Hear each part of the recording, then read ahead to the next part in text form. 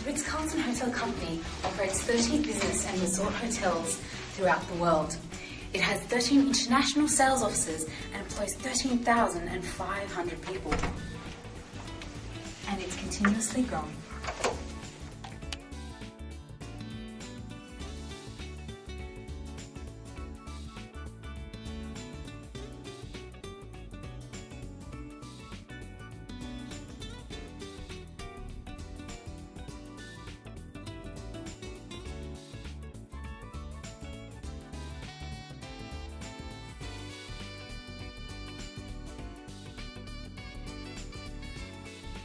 Today I have Vivian, the Managing Director of the Ritz-Carlton Hotel, and she will be providing us with some more details on their benchmarking process.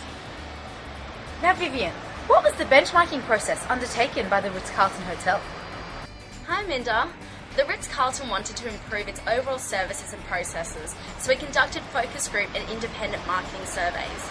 The data revealed several hotel processes that were highly important to our customers, but which had low customer ratings. This was the initial step to our benchmark.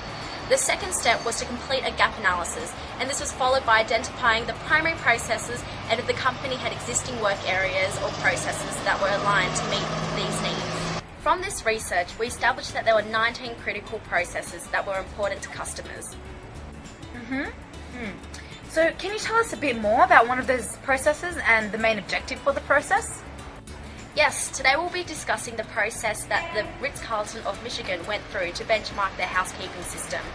Our goal was to create an error-proof, reliable process that could be standardized within the company. The initial research revealed what customers wanted. This included characteristics such as getting a clean, fresh, fully stocked room, a guest room that was serviced right the first time, and few, if any, interruptions. Through the use of random sample observations, process-to-process analysis, and most importantly, consultation of those individuals active in the housekeeping. I'll call them the process team for the sake of this interview. I can tell you now, consultations with the process team were the most beneficial method of analysis, as it not only provided key insights, but also reduced the resistance to change once benchmark practices were implemented. For example, the previous method of cleaning a guest room was for one room attendant to complete all the cleaning tasks. Wow, that is quite an extensive analysis.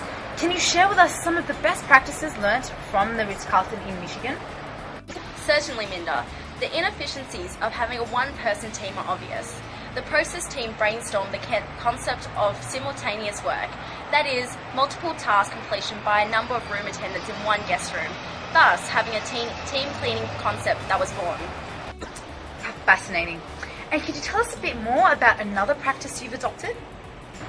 Most people don't know this, but the entire housekeeping operation can grind to a halt if the supply of clean terry and linen is limited or interrupted.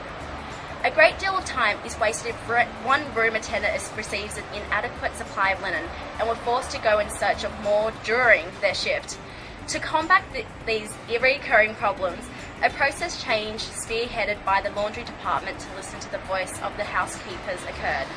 It was determined that the process from soiled to clean terry was needed within the same day. We thought, if the distribution centres on each guest floor could be stocked by the housekeepers before the end of their shifts, then supplies would be available for the room attendants at the beginning of their shift, thus saving 30 to 45 minutes per person per day. Surely there was an industry benchmark that the Ritz-Carlton should have been adhering to in the first place?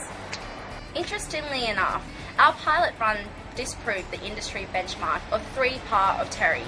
The hotel could function on just 1.5 par of terry, producing an annual savings of $60,000.